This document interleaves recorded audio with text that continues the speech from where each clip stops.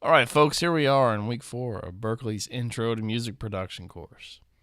I am Brian Kuhn, and this week I'm going to go over a few ways to help lessen the amount of acoustical and electrical noise in your recordings. And if they do make it through, how to reduce them and edit them in the post-production process. And we're going to try and do this all under 5 minutes, so here we go. And firstly, let's discuss a few preventative measures that you can take to help lessen the amount of noise before you record.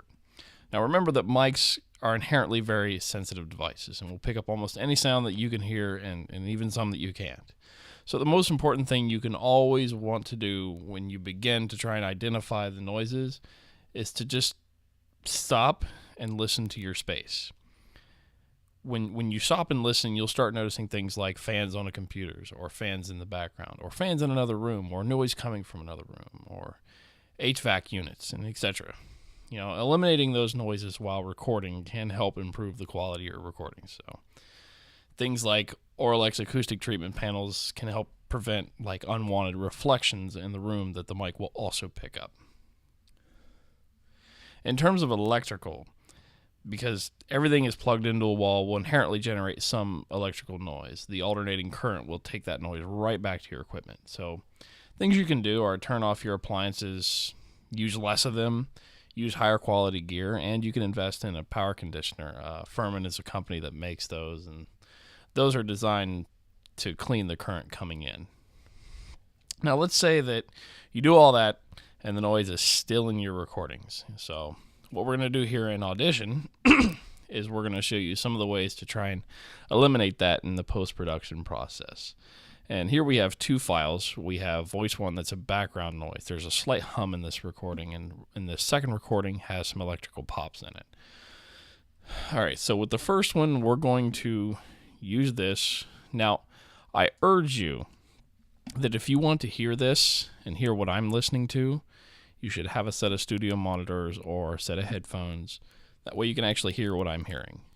A lot of times this can't be properly conveyed through a set of computer speakers. But at any rate, so this first has background. So what we're going to do is we're going to double click this. Let's get rid of that. Now, what we're going to do is we're going to select a part where there's no speaking. It's right here. And there is some background noise.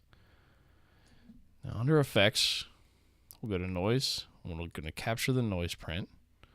Go back up to Effects, learn the sound model, and then back to the Effects again, Noise Reduction. Now what this is going to do is this is going to remove background hum, and I can trigger it on and off from here. So let's give it a listen. Made with real pork and pork byproducts, and best of all, swine is all natural. It doesn't need any preservatives because it's hickory cured. Now let's turn this back on. Let's turn this off so we can hear it.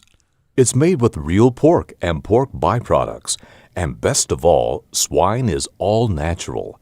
It doesn't need any preservatives. So you hear that background noise that it gets removed, and we would click apply and it'll apply this to the entire thing. And then at that point, that is fixed, and that removes some of the background hum, whether it be a fan or just ambient room noise that the mic was picking up, or even the noise floor that came up from the game. So the second one here, we have pops in it. Let's move it to about right here, and let's listen. Kuhn came to him after a long night in Munich, Germany, drinking Schnapp. All right, there's around 3 or 4 pops in there, so we're going to double click on this. Well, now what we're going to do to identify this, and this is in Audition, is up here. We have Show, Spectral, Frequency, Display. So we're basically going to look at this on the spectral analyzer. And what this is going to show us is amplitude versus frequency. Now, amplitude is showed and represented on this by the intensity of the color. Frequency is from top to bottom. We start at 0 and we go up to 20K.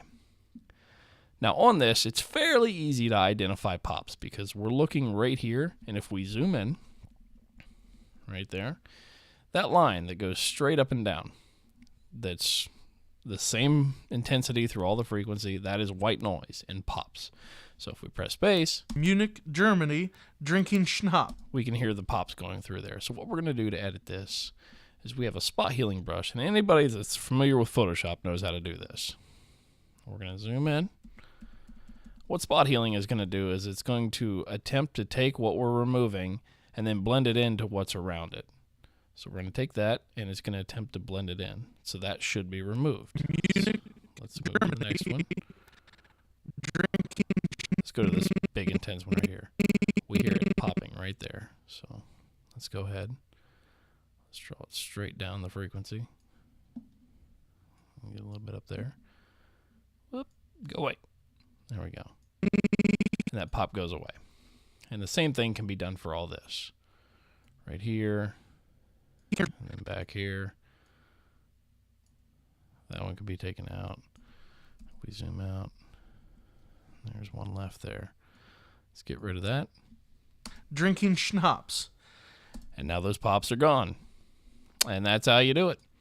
So if you do everything you can do to take all the measures like we talked about, and you still get the stuff, this is a simple way to edit them out in your DAW. A lot of DAWs have the same functionality that we just used, but that's how it is in Audition. So thank you, kids, for watching. If you have any further questions, please leave me a message or leave a comment.